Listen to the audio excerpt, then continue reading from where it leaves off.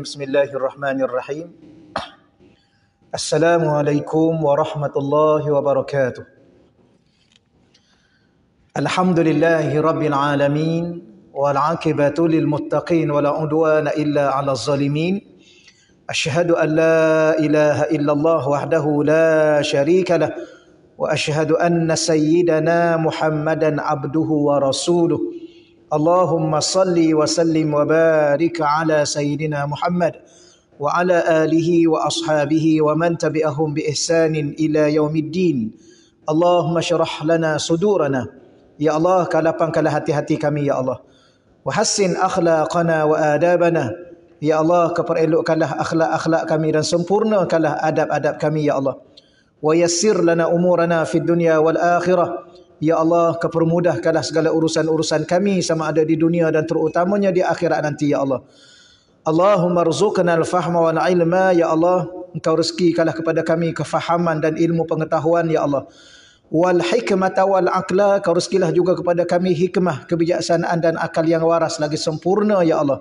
Bi rahmatika ya arhamar rahimin, dengan rahmatmu ya Allah ya arhamar rahimin. Walhamdulillahi rabbil alamin. Amma ba'd.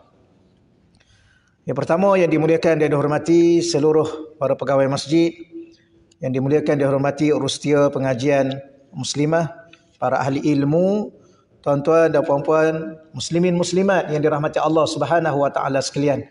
Alhamdulillah, seperti mana biasa kita rasa syukur dan terima kasih kepada Allah Subhanahu wa taala di atas kesempatan yang masih lagi Allah anugerahkan kepada kita untuk sama-sama kita teruskan lagi ia bicara kita berkaitan dengan kitab Menjiwai Tauhid.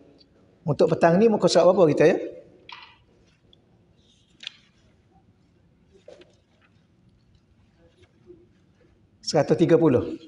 Baik.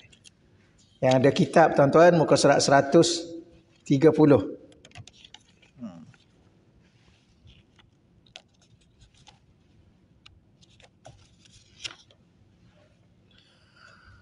Baik, muka surat 130 ni di bawah tajuk kecilnya sambungan daripada bicara kita berkaitan dengan tauhid amali pada muka surat 128 tu, iaitu galakkan agar berbaik sangka kepada Allah. Daripada susulan kita belajar tentang sifat Allah yang ke-8. Allah bersifat dengan iradah, iaitu bersifat dengan kehendak. Maka segala yang kita lalui daripada alam arwah sejak azali lagi kehendak Allah itu, bahkan sebelum kita diwujudkan oleh Allah pun Allah bersifat dengan kehendak ke atas makhluk-makhluk yang mungkin, terutamanya juga kita antara makhluk Allah yang mungkin, yang boleh ada dan boleh tiada. Maka Allah berkehendak supaya kita ada atas muka dunia. Bahkan bila mana bermula kita ada ini dengan kehendak Allah, maka seluruh perjalanan hidup kita ni adalah dengan kehendak Allah. Jangan pernah kita merasakan bahawa kita terlepas atau terasing daripada kehendak Allah. Itu satu yang kita dah belajar. Kemudian bila mana kita dah tahu segala-gala ini kehendak Allah, maka hendaklah wajib kita berbaik sangka dengan Allah. Walaupun kehendak Allah itu kadang-kala pada diri kita memang timbul perasaan tak suka, tak seronok, tak senang, tak terima. Walau bagaimanapun, berbaik sangkalah dengan apa yang Allah telah takdirkan ke atas kehidupan kita. Kerana Allah Tuhan yang Maha Tahu, Allah Tuhan yang Maha Penyayang, tak akan mungkin Allah Ta'ala mensia-siakan diri kita, dunia dan akhirat kita. Itu kita dah belajar. Sambungan untuk petang ni, muka surat 130, baik sangka membawa kepada baik amalan. Tapi di sana ada ukuran dia. Ada orang ni dia berbaik sangka dengan Allah, last sekali tak solat. Sebab apa? Allah ni kan Maha Pemaaf. Maka akhirat nanti boleh juga Allah nak maafkan. Kalau dia, ini orang-orang yang tertipu dengan diri dia. Kalau kita nak tahu saya ni dah termasuk orang yang ada ciri-ciri berbaik sangka tak pada Allah, maka tengoklah amalan dia. Baik. Imam Junaid Al-Baghdadi rahimahullahu ta'ala, ketika diceritakan tentang seorang yang sengaja melakukan maksiat dan enggan bertaubat. Dahlah dia sengaja buat maksiat, dia tak nak bertaubat. Lalu orang tersebut mendakwa dia enggan bertaubat kerana dia baik sangka dengan Allah yang Maha Pengampun, yang pasti mengampuninya walaupun dia tidak bertaubat. Ni ya, padahal dia dah telah tertipu dengan syaitan. Ni salah ni. Lalu beliau menjawab, orang tersebut berdusta tentang baik sangka dia kepada Allah. Ya, kalau seorang itu berbaik sangka dengan Allah, pasti baik juga amalan dia. Jadi dia makin baik, makin baik. Ya, kalau solat makin bertambah baik, makin bertambah sempurna solat dia. Kalau dia baca Quran makin bertambah banyak dan bertambah baik. Dia baca Quran dia, barulah dia dikatakan orang yang benar-benar berbaik sangka dengan Allah. Kita pun kadang-kadang kan, kita contohlah, kita kata kalau kita fikir dengan akal, tak logik kan. Kita buat khianat kat dia, kemudian kita berbaik sangka, dia okey. Ya ke? Kita buat macam-macam kat dia. Ya, dengan tipunya, dengan macam-macam lah kita buat, dengan menipu dia, dengan menjatuhkan maruah dia. Kemudian kita pun berbaik sangka, dia tu tak ada apa-apa. Bahkan dia ni okey je. Ya ke? Ni orang ni memang tak waras lah. Buat buruk pada orang, kemudian baik sangka dia tu tak ada apa-apa, bahkan dia akan maaf, patut dia akan senyum, dia menerima dengan baik. Mana ada? Sama juga kita, bila mana Allah perintah halalnya, haramnya, ada dosa, ada pahala, ada wajib, ada sunat, ada segala-galanya, tiba-tiba kita buat sesuatu, akhir sekali kita sangka tak apa, Allah okey je, Allah akan maafkan. Ini orang yang tak waras. Kalau berbaik sangka, dia buat baik dulu, dia buat sekadar mana dia termampu, dia buat baik, seterusnya dia berbaik sangka bahawa dia akan terima. Memang baru logik pada akal. Ya, kita buat baik pada orang, orang pun akan berterima kasih. Itu baru logik. Kalau buat buruk pada orang, orang berterima kasih. Ini masalah pemikiran kita tak benar. Pemahaman kita ada pemahaman yang batil. Baik, maksudnya sesiapa yang, perenggan kedua tu ya, maksudnya sesiapa yang konon-kononnya berbaik sangka dengan Allah, namun dia masih terus melakukan maksiat tanpa sebarang rasa kekesalan. Ya, ada orang ni makin seronok dia bawa maksiat, nak menyesal jauh sekali. Ya ni, dia melakukan maksiat tanpa sebarang kekesalan dengan mendakwa Allah Maha Pengampun. Maka dia adalah dusta dan tipu daya. Ya, dia tertipu. Baik, ingat lagi tak? Kalau ditipu ni biasanya dari apa? Syaitan. Kita ada dua pada diri kita. Yang kadang-kadang kita terpedaya sehingga kita melakukan maksiat pada Allah. Yang pertama nafsu, yang kedua syaitan. Macam mana nak beza antara nafsu dengan syaitan? Nafsu ni dia lebih menggoda. Makanlah, sedap tu. Tapi tu orang punya. Lepas ni tak halal lah. Dia suruh makan dulu. Sebab apa? Dia kata sedap tu. Pergilah dulu. Seronok tu. Habis, macam mana? Lepas tu taubat je lah. Dia goda gitu dulu. Tapi syaitan ni dia jenis tipu.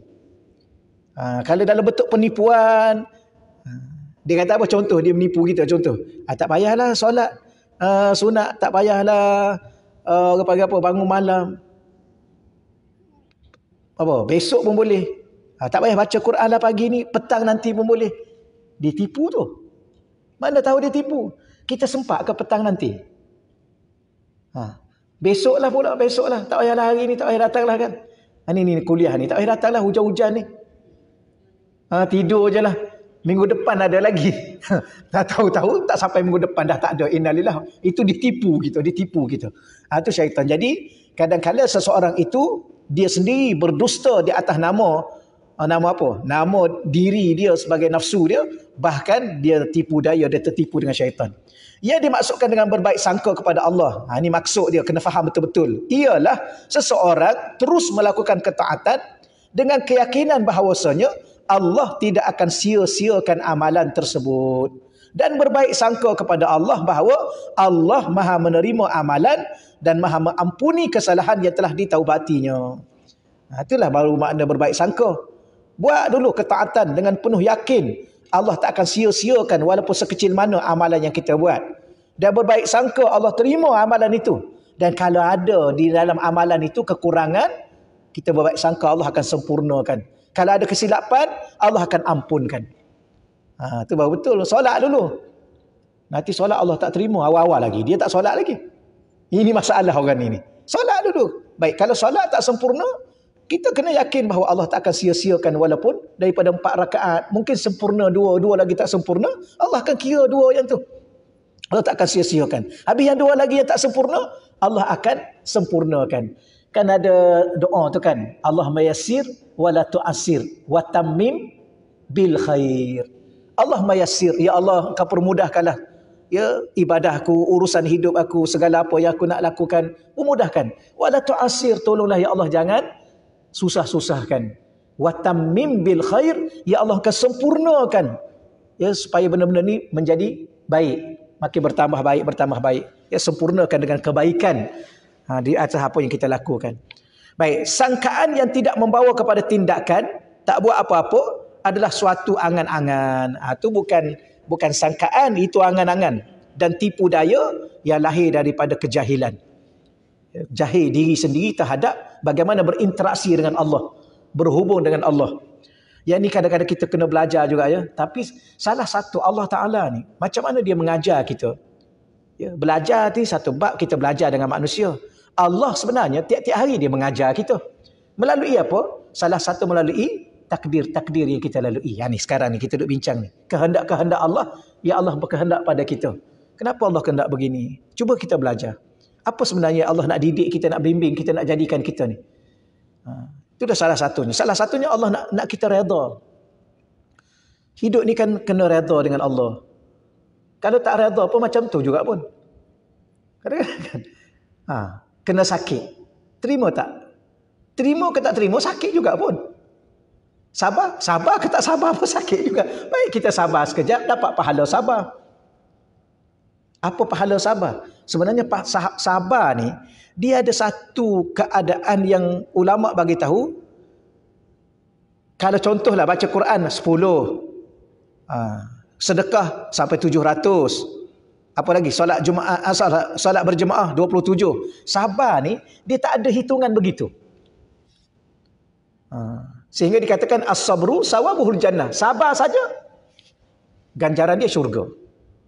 Bukan jangan ada 10, 20, 30 tak. Sabar saja. Sawabuhu, apa ganjaran dia? Al-jannah, terus ke syurga. Tapi kalau tak sabar sakit juga. Kalau tak sabar susah juga. Kalau tak sabar kena juga musibah pun. Habis dapat apa? Tak kena gaya, dapat kemurkaan Allah. Sebab apa? Sebab Allah buat tu, Allah nak bagi sesuatu yang lebih baik. Kita pula meronta-ronta, kita pula marah-marah, kita pula tak terima. Kadang-kadang kita ni kan, kita buat sesuatu pada orang, kita buat baik, orang marah-marah kat kita. Agak-agak macam mana kita? Ni pelik lah dia ni. Kita pergi bagi duit, marah-marah. Apa dia bagi duit ni? Marah. Ambil je lah. Contohnya lah. Ni orang masalah dia ni. Samalah kita dengan Allah. Cuma Allah ni, dia nak buat kita baik. Dia tidak nampakkan kebaikan semata-mata pada diri kita. Ada waktu dia nampakkan sebaliknya. Tapi sebalik itu lebih banyak kebaikan nak banding dengan yang lain. Ada orang ni, baik dia sakit daripada dia sihat. Lebih banyak kebaikan dia dapat banding dengan dia sihat. Betul ya? Ada orang ni kalau sihat, subhanallah. Tapi kalau sakit baru tahu. Tapi lepas sakit, Allah bagi sihat pula. Supaya apa? Supaya ambil iktibar dengan sakit yang sebelum daripada ini. Okeylah, selesai contoh-contoh yang kita dah lalui dalam hidup. Cuma nak ingatkan lagi sekali, supaya kita tidak terpedaya. Adapun konsep berbaik sangka kepada Allah adalah di mana seseorang berbaik sangka dalam rangka melakukan ketaatan kepada Allah. Bukan untuk meninggalkan ketaatan kepadanya. Itu kesimpulan dia. Nak tahu berbaik sangka pada Allah, ialah laksanakan ketaatan. Tinggalkan segala larangan. Bukan kita tinggalkan ketaatan Allah dan buat apa yang Allah larang, kemudian berbaik sangka. Itu bukan, itu salah. Baik, buku surat 131. Baik sangka kepada Allah, pintu dan natijah. Ini sambungan lagi ni. Sambungan lagi. Adapun pintu seseorang untuk berbaik sangka kepada Allah. Ni istilah bahasa. Ya, tuan-tuan dan puan-puan dia. Sebagaimana ada pintu rezeki, ada pintu rahmat, ada pintu ilmu, ada segala-galanya dah. Maka di sini salah satunya. Adapun pintu seseorang untuk berbaik sangka kepada Allah adalah dengan berbaik sangka kepada sesama makhluk. Ini salah satu jalan, pintu masuk untuk berbaik sangka dengan Allah. Berbaik sangkalah dengan makhluk. Okay. Macam mana? Contoh kita nampak dia senang. Alhamdulillah, dah murah lah tu rezeki dia. Alhamdulillah Allah bagi. Ni, nampak mewah aja. Kena loteri ke? Tengok. Memang otak dia kan. Otak tak betul ni. Subhanallah. Memang ada orang macam tu. Ni duit apa tu? Duit judi. Tengok. Kenapa kita begitu sekali buruk dengan manusia? Sebab apa? Sebab dia pun hamba Allah juga. Maka Allah boleh bagi pada dia sebagaimana Allah bagi pada kita juga. Betul ya? Okeylah. Kena contoh lain. Banyak contoh-contoh lain. Contoh yang kita dah faham sangatlah dalam dunia manusia ni. Ya. Baik, ini kerana makhluk adalah natijah daripada perbuatan-perbuatan Allah. Kenapa pula pintu nak baik sangka dengan Allah berbaik sangka dengan makhluk? Kerana makhluk yang ada depan kita ni, termasuk diri kita pun makhluk. Depan kita ni, makhluk ni, itulah salah satu daripada apa yang Allah nak zahirkan pada kita. Macam mana kita nak tahu Allah berinteraksi dengan kita? Kadang-kadang melalui makhluk. Macam kita ni kan, ni hujan ni. Hujan pula dah. Lepas tu panas. Kenapa panas sangat ni? Ni makhluk ni. Turunnya hujan, kemudian adanya panas. Saya tadi seorang lebak sungguh kat Shah Alam. Nasib baik saya keluar pukul 2. Kalau selalu pukul 2.30, pukul 2.40, pukul 2.30 lah. Ni kalau tak keluar ni memang tak sampai ni. Lepas tu tanyalah, kenapa hari ni hujan lain macam? Tengok. Pada hujan tu makhluk. Daripada makhluk itulah nak uji diri kita. Maka berbaik sangkalah. Tapi tambah-tambah pula, hujan tu pula, siapa yang turunkan? Allah. Allah yang turunkan. Baik, sesiapa yang berakhlak dan berbaik sangka dengan makhluk yang merupakan perbuatan-perbuatan Allah, berarti dia telah berbaik sangka dengan perbuatan-perbuatan Allah. Nya tu kembali kepada Allah. Ya, kadang-kadang manusia ni dia buat sesuatu pada kita. Mungkin itu salah satu bagaimana Allah nak berinteraksi dengan kita. Kita bukan Rasul untuk langsung Allah dengan kita. Kita bukan Nabi. Ya, kita bukan wali-wali Allah yang dapat ilham langsung daripada Allah. Maka melalui isteri, melalui anak-anak, melalui suami. Kan? Ni suami balik lewat, macam mana? Tu pergi mana tu? Kan? Adalah tu. Jangan. Kalau isteri tak bangun, contohnya tak bangun, pukul 10 tak bangun lagi kan. Pukul 10 tak bangun lagi. Tu malaslah tu. Padahal kawan tu pening kepala. Sakit. Tapi ni kita sangkaan kita ni. Cepat sangat kita sangka buruk pada orang. Betul ya? Wal-iyazubillah kalau ada pada kita. Wal-iyazubillah. Wal-iyazubillah. Memang macam tengok tu. Mengantuk aja. Dia penat. Mengaji pun tidur juga contohnya kan. Kita mulut ni sekali sangka buruk dengan orang. Mungkin dia penat, mungkin dia letih, mungkin dia sakit. Kita tak tahu. Macam sama bawa kereta juga ada. Bawa kereta. Laju kadang-kadang orang. Nak ke mana dia ni? Ikut dia lah. Dia nak ke mana pun. Mungkin dia sakit perut. Nak pergi depan petrol pump makan depan tu. Ya. Kadang-kadang kita gitu. Dia laju. Dia ni tak ingat mati ke. Laju semacam. Dia mungkin dia dapat call. Mak dia sakit. Anak dia cedera. Laju lah dia. Ikut dia lah dia.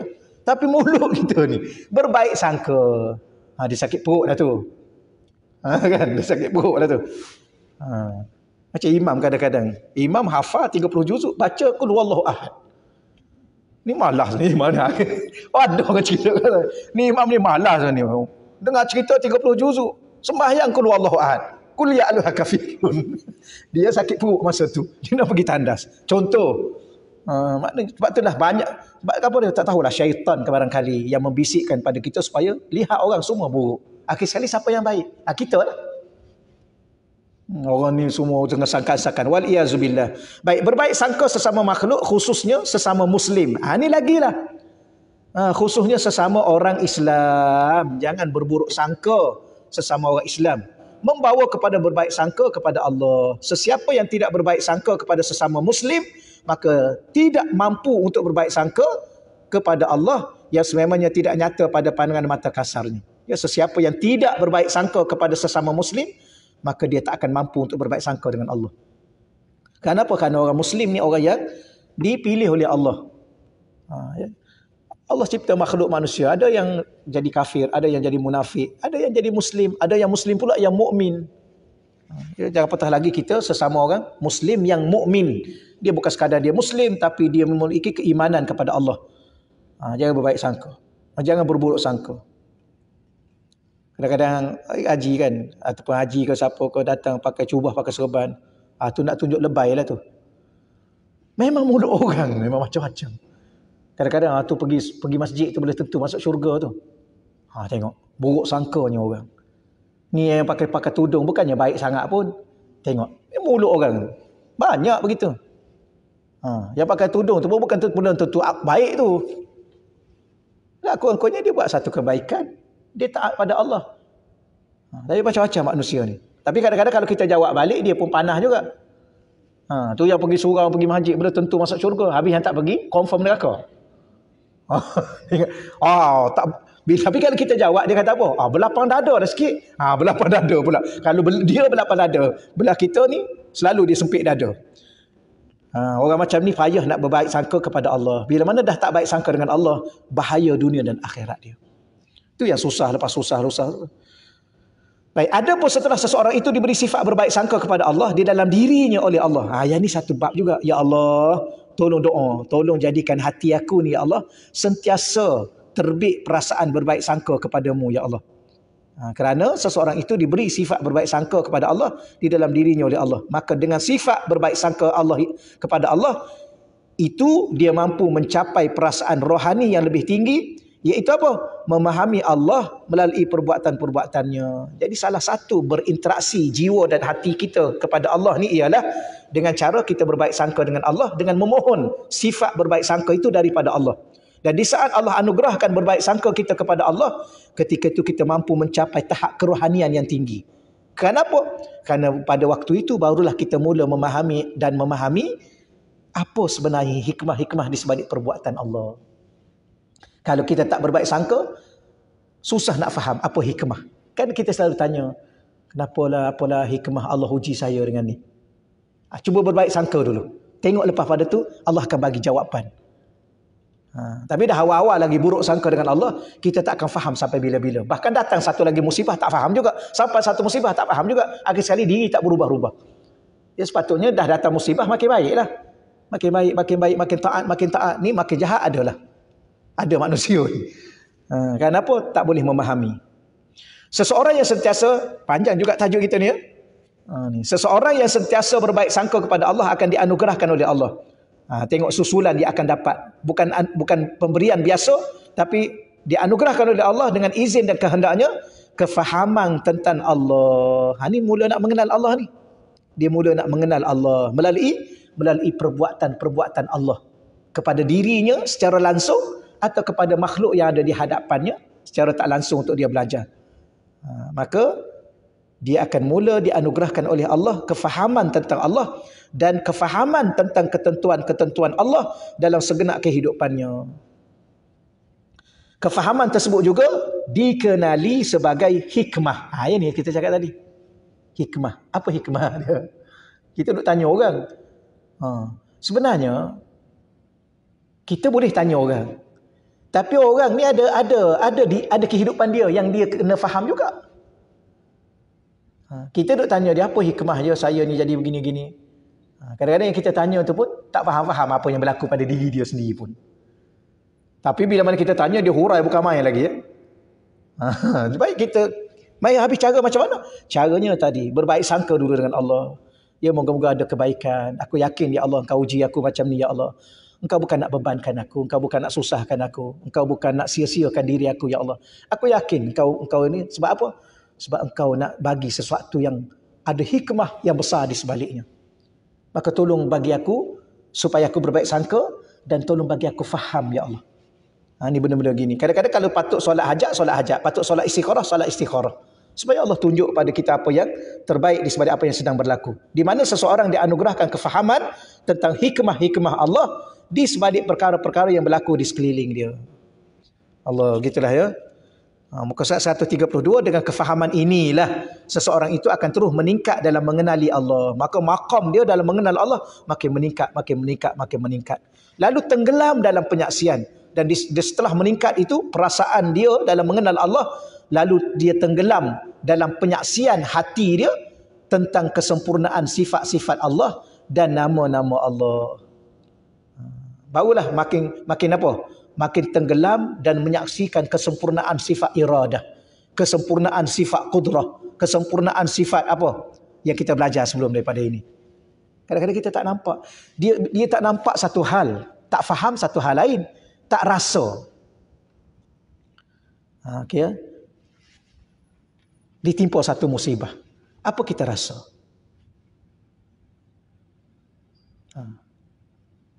Rasa apa? Rasa nak cari salah orang?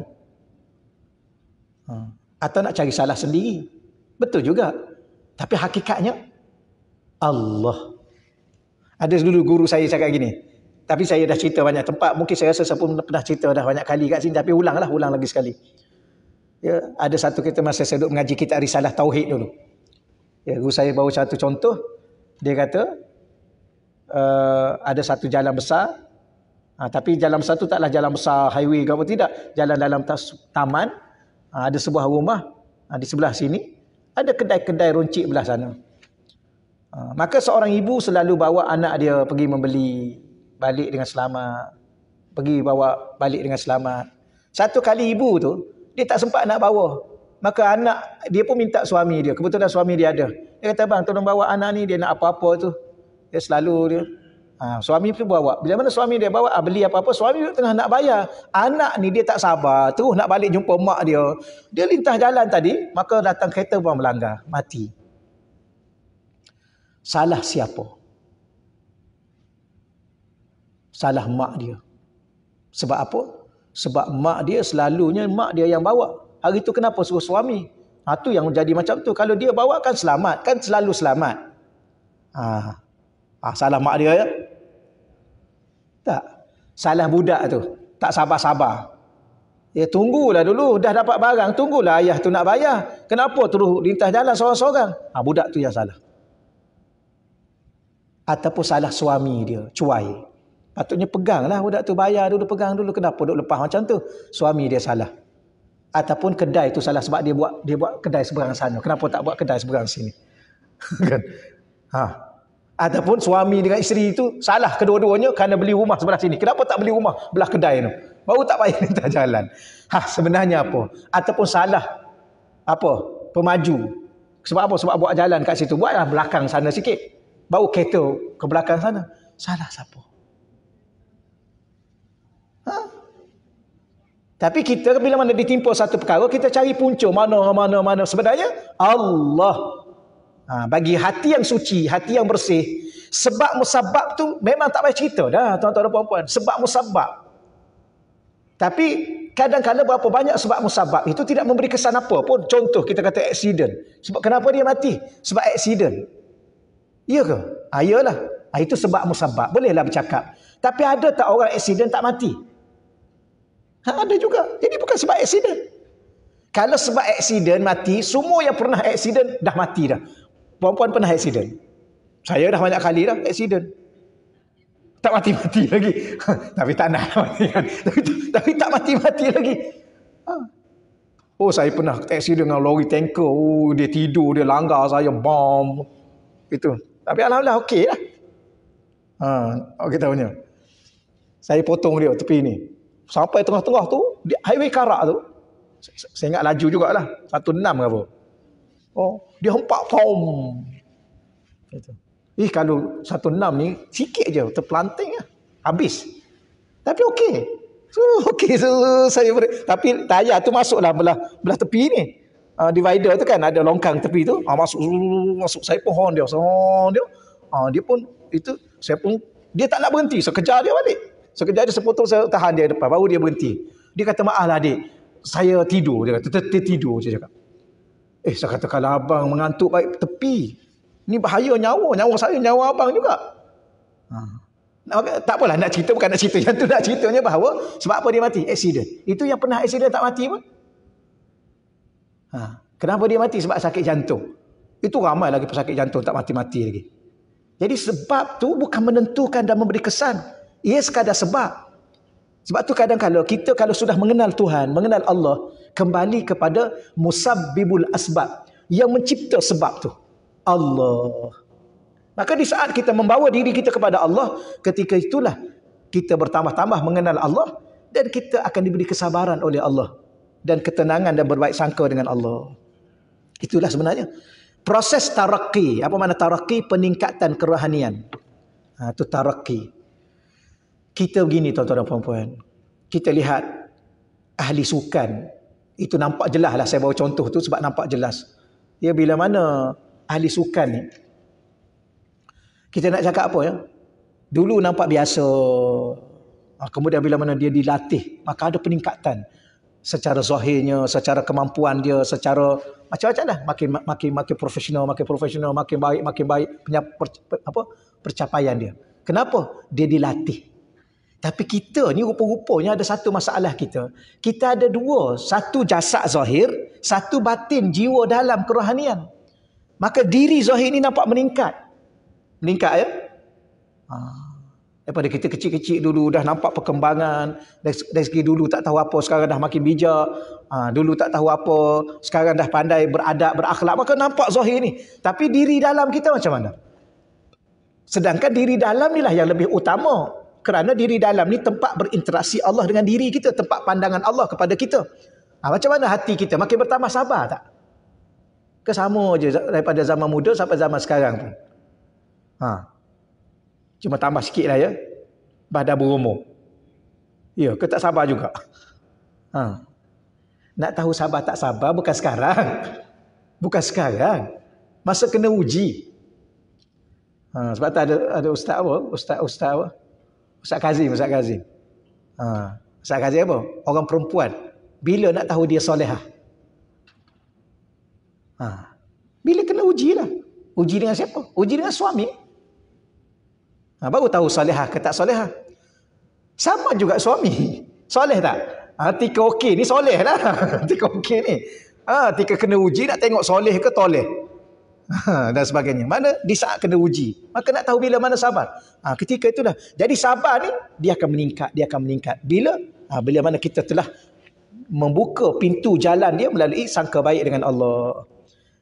Lagi juga dipengaruhi oleh zikir-zikir yang berkekalan dengan penuh rasa kehadiran Allah. Yang tadi satu. Yang lain lagi macam mana nak meningkatkan kerohanian kita melalui zikir yang sentiasa berkekalan. Wallahu alam. Habislah tajuk kita tu ya. 2 kali ke 3 kali kita baca tajuk ni. Agak panjang juga ni. Okey, habis di situ. Ada soalan tak? Sebelum kita pindah sifat yang ke-9. Kalau tak ada kita teruskan. InsyaAllah kita teruskan dalam mengenal Allah. Kita harap Allah izin kepada saya, kepada tuan-tuan, kepada anak cucu kita, zuriat kita sampai kiamat. Allah izin dengan sedikit sebab musabab kita belajar ini. Supaya apa? Allah Subhanahu Wa Taala menambahkan kita mengenalnya.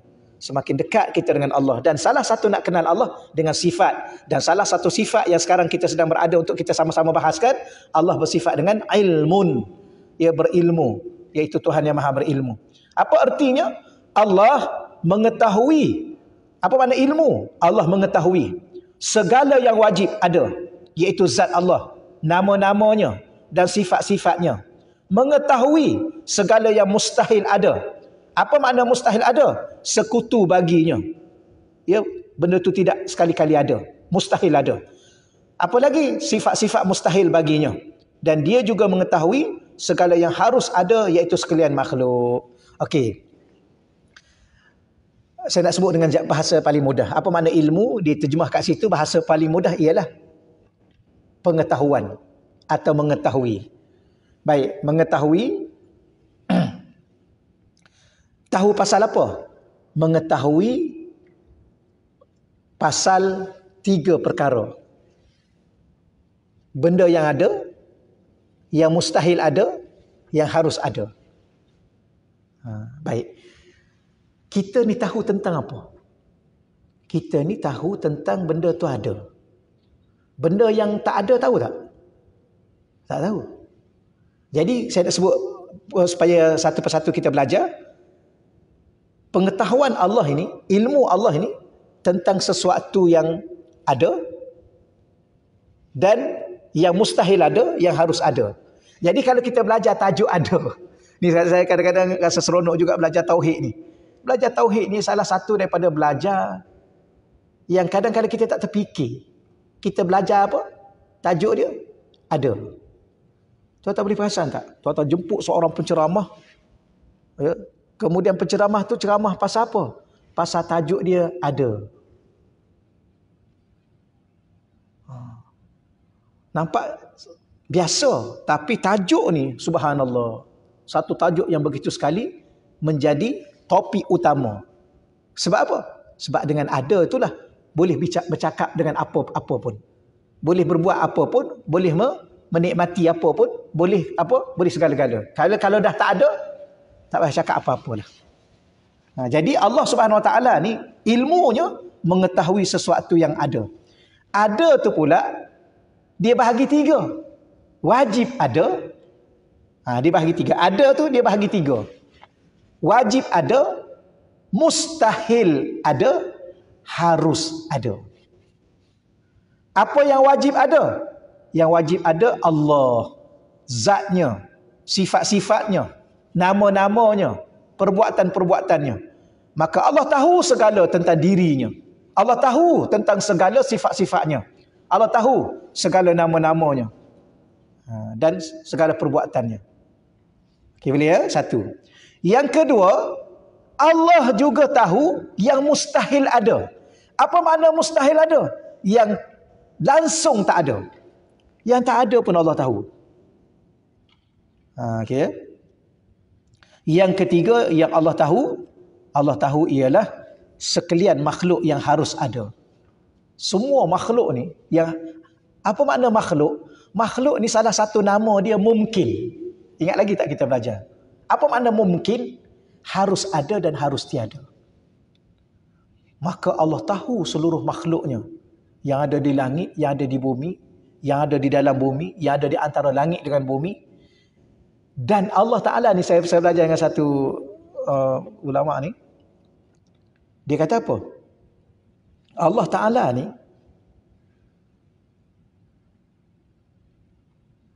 kita kata apa dalam bahasa mudah ya, saya takut salah bahasa saya guna. Benda yang tak patut tahu atau tak perlu tahu pun Allah tahu. Contohlah kalau saya tanya puan-puan, perlu tak puan-puan tahu bilangan rambut puan-puan? Perlu tak? Ke tak perlu tahu pun kan? Kau mesti tahu. Tak perlu pun. Akak duk buat apa akak? Duk kira rambut. Habis kalau kenapa nak kira rambut tu? Nak tahu juga. tak payahlah. Orang panggil rugi masa je. Rugi masa. Ada benda ni tak perlu tahu pun. Yang penting ada rambut. Okey ya? Apa lagi? Ada benda memang tak perlu tahu. Tak perlu tahu, memang tak perlu tahu. Puan-puan perlu tahu tak bilangan daun pokok bunga puan-puan? Setiap pokok tu tahu? Perlu? Balik kira tidak? Tak perlu. Baik, itu yang nampak, yang jelas. Kata ulama Allah Ta'ala ni, dia tahu seluruh debu-debu yang berterbangan di udara ni. Boleh bayang tak? Kalau kita tanya berapa debu ada kat rumah kita. Itu pun kita. Tapi seluruh alam ini dan debu-debu berterbangan di seluruh alam ini, Allah tahu. Perlukah Allah tahu tu? Tak perlu pun. Tapi itu pun Allah tahu. Allah tahu berapa satu hari itu berapa daun-daun gugur satu dunia ni. Allah tahu setiap titisan hujan yang turun tu. Kita tengok, ya Allah lebatnya. Boleh tak kita upah orang? Ada tak orang nak ambil upah? Boleh tak? Ayu upah you, berapa you nak, you kira hujan tu, berapa titisan hujan. Duk tengah lebat tu. Agak-agak boleh kira tak? Subhanallah. Mati hidup kembali pun tak boleh nak kira. Tapi dia tanya balik, penting ke you tahu? Tak perlu pun. Itulah Allah SWT, pengetahuannya begitu sekali, meliputi seluruhnya. Itu dari segi kesempurnaan ilmu Allah. Okey, peringatan kedua tu. Mustahil. Mustahil di situ, mustahil pada akal. Allah itu bersifat jahil. Mustahil. Atau mustahil ada sesuatu yang tidak diketahui oleh Allah. Ni kena ingat ya. Sembunyi dah nak buat dosa, sembunyi, pergi sembunyi mana-mana. Mustahil ada sesuatu yang terkeluar daripada pengetahuan Allah. Semua dalam pengetahuan Allah. Akhirat nanti Allah bongkar semua sekali. Ada orang nak buat dosa kat mana? Macam-macam lah dia pergi kan. Ada orang tempah kapal terbang, buat dosa atas kapal terbang tu. Siapa dia boleh tangkap dia? Sudah tentu tak ada siapa boleh tangkap dia. Dia buat dosa apa kat tu? Minum arak atas tu. Berapa ramai orang minum arak atas kapal terbang tu? Buat apa tu? Buat dosa. Orang tak tahu. Dia turun-turun buat macam biasa. Tahu-tahu nak pergi ke mana? Perjalanan nak pergi ke mana? Ke Europe. Kiri kanan tu kan Mak Saleh. Tahu apa Mak Saleh tu? Dia pun minum. Minum juga. Tahu tak? Tak tahu. Tapi kita kena ingat bahawa apa saja yang dibuat, tidak ada sesuatu pun yang tidak diketahui oleh Allah. Semua Allah tahu. Waliyazubillah. Ada orang kata ada tempat-tempat tertentu yang penguatkuasa tak boleh masuk. Penguatkuasa jais tak boleh masuk. Ramai sekarang ni budak-budak muda dia ada istilah rumah sewa apa. Ya, sewa sejam. Cukup untuk buat maksiat, sewa 2 jam. Dan di situ ada apa? Memang security, memang itulah. Masuk tak ada kad dia, tak ada nombor password dia, tak ada itu. Oh, tak boleh masuk. Ni orang duk cerita. Tapi Allah tak tahu. Buatlah. Ya. Allah tahu. Allah peringkat ketiga. Allah mengetahui segala-galanya dengan ilmunya. Allah mengetahui segala-galanya dengan ilmunya yang azali dan kekal. Yang mana ilmunya itu tidak bertambah, tidak berkurangan atau berubah-ubah. Baik, saya sebut sikit pasal ilmu tahu ya. Ni tambah sikit. Yang ni kita masih lagi bicara dengan akal, memahami tauhid nazari. Ilmu ni dia ada 2. Ilmul qadim dengan ilmul hadis. Ilmu ni ada 2 pembahagian. Ilmul qadim, apa makna ilmul qadim? Ilmu yang sedia kala, sejak azali. Ilmu Allah. Apa makna ilmu Allah? Ilmu yang tidak ada permulaan dan tidak ada kesudahan. Dan tidak pernah berkurang dan tidak pernah berubah. Kerana apa? Dia sempurna. Okey ya? Adapun ilmu kategori yang kedua yang ada pada kita ni, dia dikategorikan ilmu hadis, ilmu yang baharu, bukan azali, bukan qadim. Jadi ilmu kita ni ada 2 pula pembahagian. Ada ilmu kita ni yang baru ni, yang ada permulaan ni, puan-puan. Cuba puan-puan ingat. Agak-agaklah bila puan-puan rasa puan-puan ada ilmu sikit. Bila? Masa sekolah menengah ke, baru rasa ada ilmu lah sikit, ada pengetahuan lah sikit. Ke masa sekolah rendah? Ke lahir-lahir tu dah ada ilmu.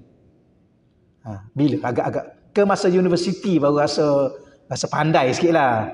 Boleh bawa diri lah. Bila? Ke sampai sekarang tak tahu lagi. Saya pun tak tahu. Sekarang pun ada ilmu ke tak ada ilmu? Ada. Ilmu yang diberi oleh Allah itu. Tapi kalau kita tanya macam tu, okey. Ilmu kita ni dia bahagi 2. Satu namanya ilmu daruri. Ilmu daruri. Ya kita kata darurat, daruri bahasa Arab, ilmu daruri. Satu lagi ilmu kasbi. Apa makna ilmu daruri? Ilmu yang kita tak perlu fikir, kita tahu. Tak perlu usaha, kita tahu. Dah sedia ada pada diri kita. Contoh, kalau saya tanya puan-puan ada tak petang ni kat kuliah kita ni? Ada tak? Kau kena fikir kejap Ustaz, nanti saya fikir. Saya ada tak petang ni kat kuliah kita ni? Jadi ada satu ilmu, orang tanya kita, tak perlu kita fikir. Kita ada tak sekarang ni? Ada? Hadir tak? Hadir? Nanti saya fikir Ustaz kejap-kejap. Saya ni hadir ke tak? Padahal dia duduk depan tu dah. Orang ni memang ada masalah lain. Dia masalah ni kategori lain. Kalau kita kategori ni, ada tak? Ada? Hadir tak? Hadir? Kena fikir dulu, tak payah. Spontan jawab. Itu ilmu daruri. Satu lagi ilmu kasbi. Apa makna kasbi? Dengan jalan usaha.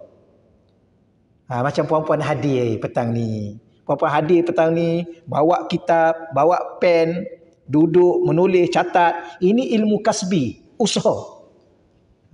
Dengan usaha ni, maka kita diberi ilmu oleh Allah Subhanahu Wa Taala. Baik, cuma ilmu kita, dia kadang-kala bertambah, kadang-kala berkurang. Kadang-kala langsung lupa. Lupa ada 2 cara, hilang. Hilang ada 2 cara. Satu cara lupa, satu lagi cara nyanyuk. Kadang-kadang orang ni dulu ilmu banyak, akhir-akhir ni banyak lupa. Dulu ilmunya banyak, tanya je soalan dia boleh jawab. Akhir-akhir ni bukan lupa dah, nyanyuk dah. Dia sendiri pun dia tak ingat dia. Bukan ilmu dia, diri dia pun tak ingat. Duk makan, lepas makan tanya, mana makan? Tak sampai-sampai lagi. Baru lepas tu kita kata, tu pinggan orang lain. Puan-puan pernah jaga orang tua kan, jaga ayah kita, mak kita. Kena banyak sabar. Saya pernah dengan moyang saya lah. Dia bila saya jaga dia. Tapi satu je, sembahyang tak lupa. Yang tu pelik. Orang zaman dulu kan dia beramal banyak. Sembahyang tak lupa. Makan dah beri 3 kali pun cakap tak pernah lagi. 3 kali.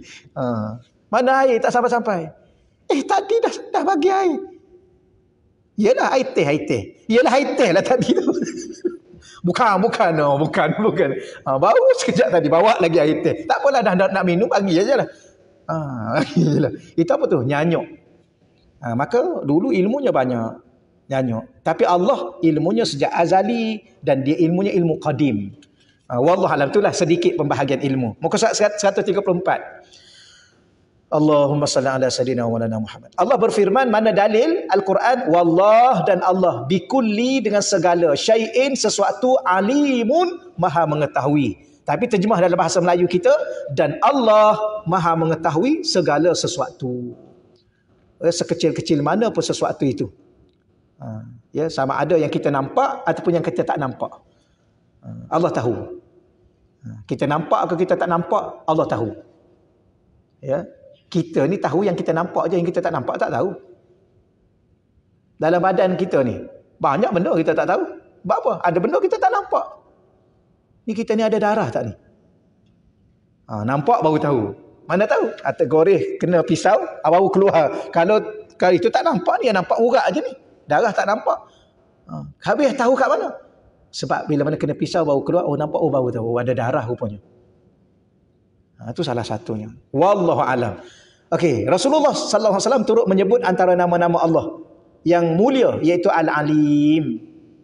Ya Fattahu ya Alim dalam doa, ya Fattah, wahai Tuhan yang membuka pintu-pintu ilmu. Ya Alim, wahai Tuhan yang Maha Alim. Kalau tuan-tuan nak banyak ilmu, zikir sebanyak-banyaknya. Ya Fattahu ya Alim, ya Fattahu ya Alim, ya Fattah. Baca 100 kali pagi, 100 kali petang. InsyaAllah Allah buka pintu ilmu dan keluasan ilmu yang mendalam. Semua dah ada sebenarnya. Cuma kita ni sama-sama. Saya ni salah satu kategori yang malas beramal. Tak tahulah, banyak kali dah duk minta dengan Allah, tolonglah ya Allah. Jenis malas. Contohnya, dah lama dah nak baca, contohlah, nak baca ya Fattahu ya Ali, baca berapa? 100,000 kali.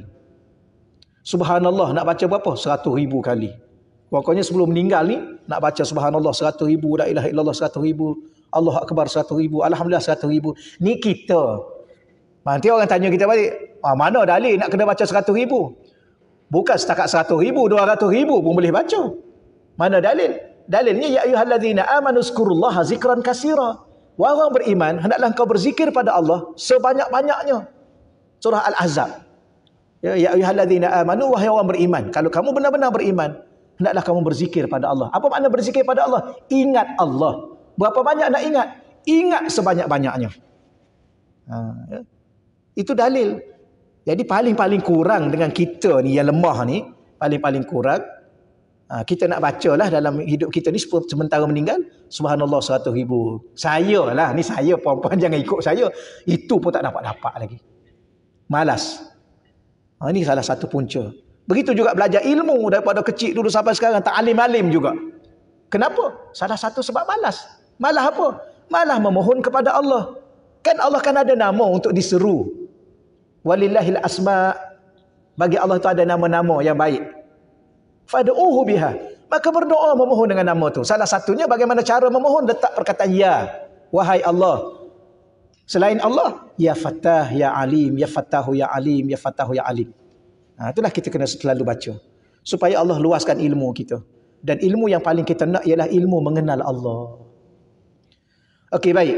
Di sini ada sedikit perbahasan paling ringkas. Sebenarnya tajuk ni panjang ni tau. Tapi dia ringkaskan kepada kita. Kaitan ilmu, kehendak dan kudrah. Kita dah belajar kudrah.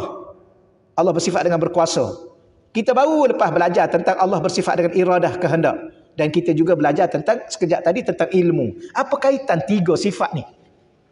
Maka ulama mengatakan ada pun perbuatan-perbuatan Allah adalah bersesuaian dengan kekuasaan Allah.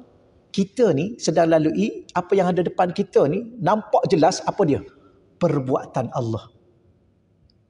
Penciptaan Allah. Apa dia? Langit, bumi, tumbuh-tumbuhan, binatang, harta diri kita sendiri pun.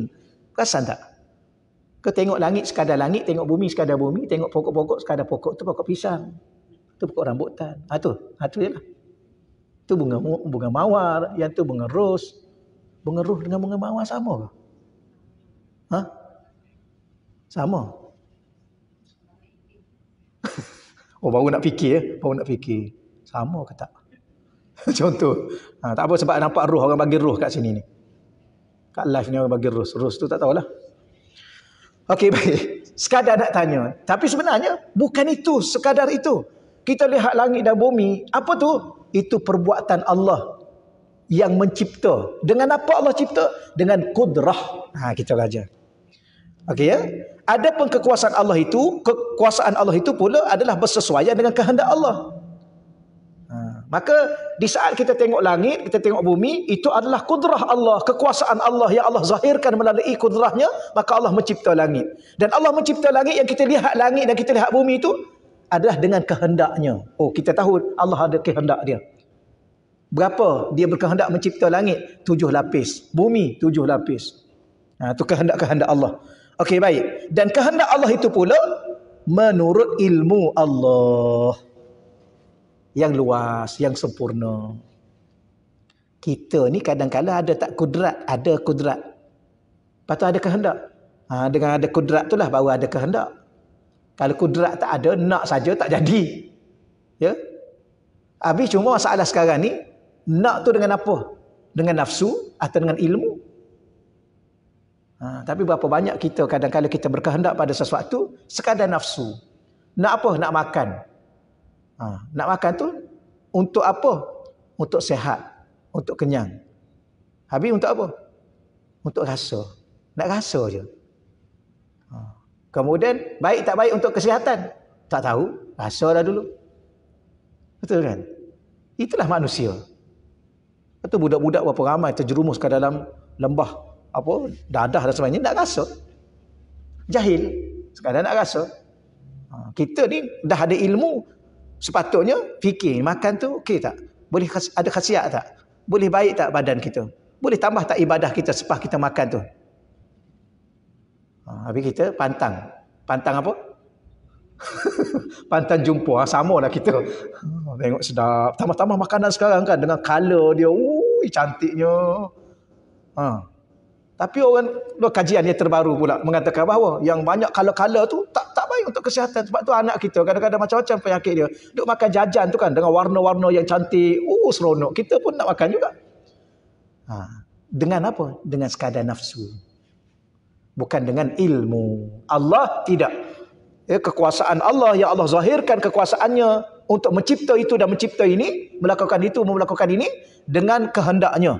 Dan kehendaknya pula tidak dipengaruhi oleh yang lain. Kehendak kita kadang-kadang bukan kehendak kita pun. Kehendak siapa? Kehendak anak-anak. Kehendak kawan. Ni datang ni. Kehendak sendiri ke ikut kawan ni?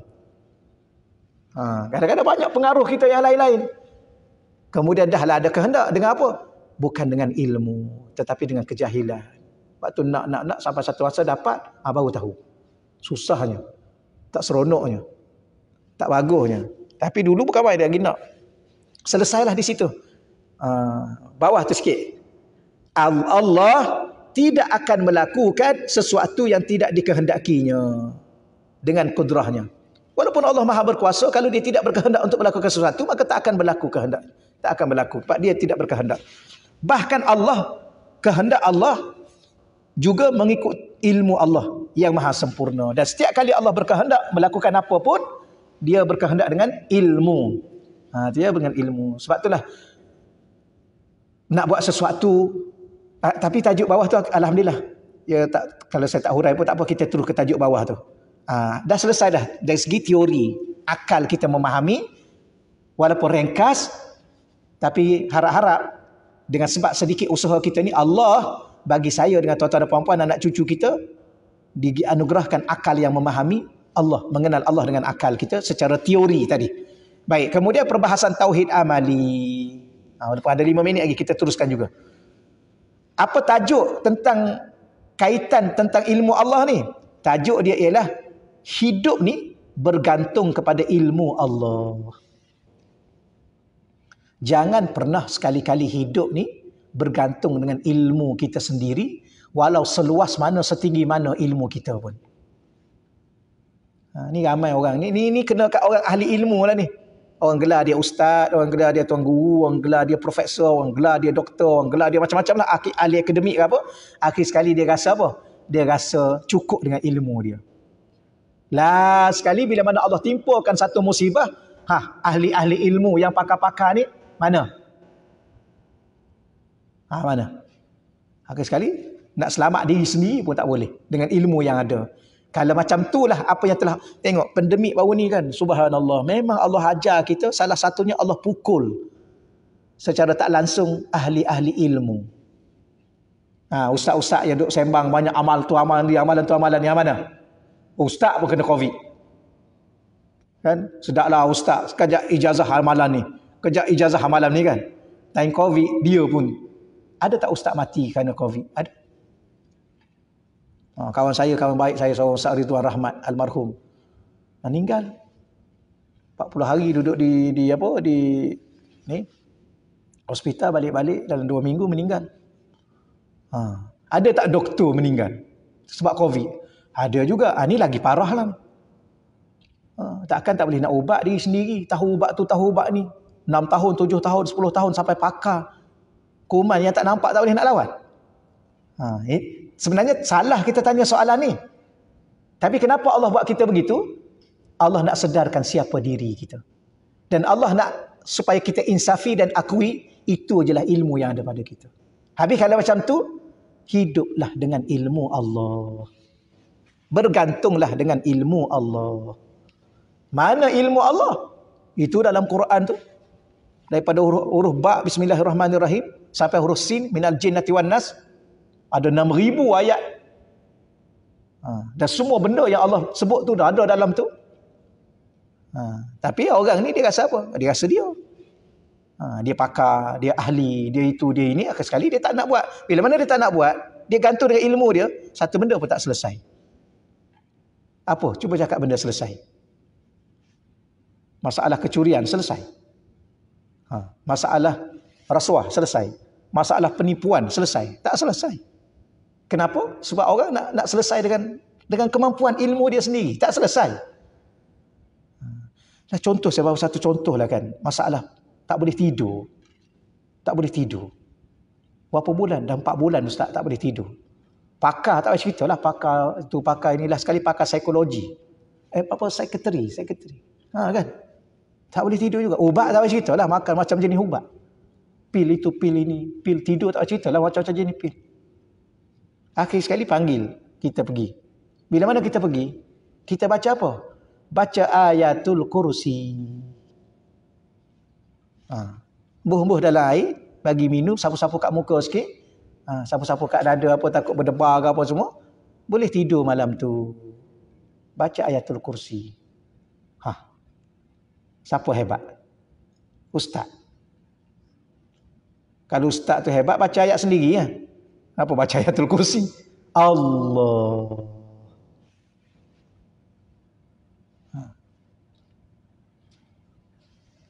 Saya ada seorang tu dulu dia panggil saya. Bagus akak tu, bagus, orang baik. Suami dia. Anak dia kahwin dengan doktor pakar ke anak dia doktor pakar? Saya pun tak ingat dah. Suami dia doktor pakar, dia anak perempuan. Tak dapat zuriat. Lama tak apa.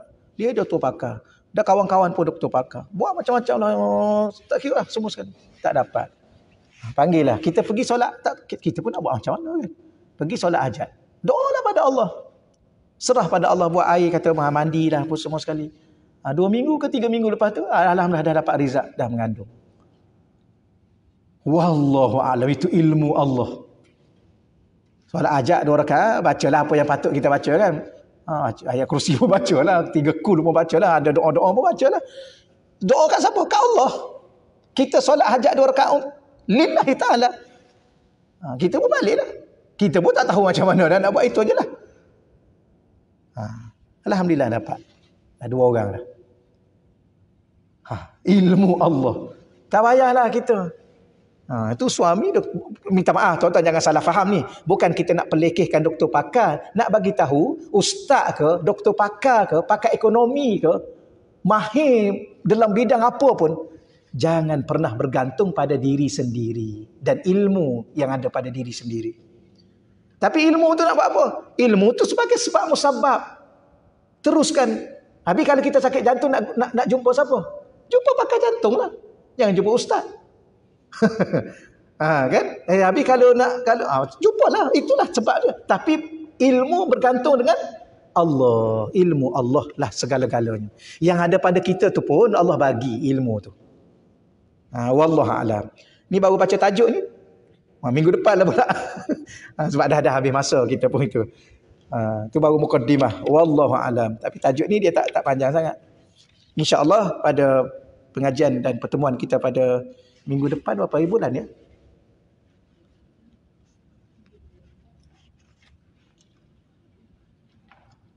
Minggu depan, Selasa depan. Berapa hari bulan? 31. Takut saya ada di kampung. Nanti saya maklumkan baliklah insya-Allah. Maklumkan balik. Tengok keadaan. Kak Wan lama tak nampak ke mana? Ya? Jaga mak, balik kampung. Ke hospital. Allah. Semoga Allah Subhanahu Wa Taala memberi kesembuhan kepada mak beliau. Baik, setakat itu dahulu insya-Allah. Auzubillahi minasyaitonirrajim. Bismillahirrahmanirrahim. Wassalatu wassalamu ala asyrafil anbiya'i wa mursalin wa ala alihi wa sahbihi ajma'in. Allah marzuqna fahman nabiyyin. Ya Allah, Engkau rezekikanlah kepada kami ya Allah kefahaman sebagaimana Kau berikan kefahaman kepada para nabi-Mu ya Allah, khususnya nabi kami Nabi Muhammad sallallahu alaihi wasallam. Ya Allah, Kau ilhamkan wa hifzal mursalin, Engkau kuatkan hafazan kami ya Allah, ingatan kami ya Allah, sebagaimana Kau berikan kekuatan hafazan kepada para mursalin, para rasul-Mu ya Allah.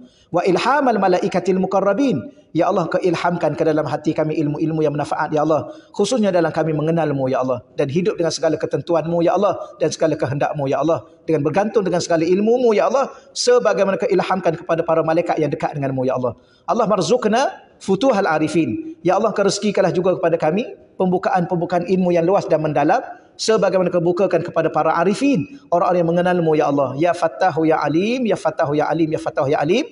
Wa sallallahu ala sayyidina maulana Muhammad walhamdulillahi rabbil alamin. Taqabbalallah minna wa minkum ya karim. Allahumma salli ala sayyidina maulana Muhammad.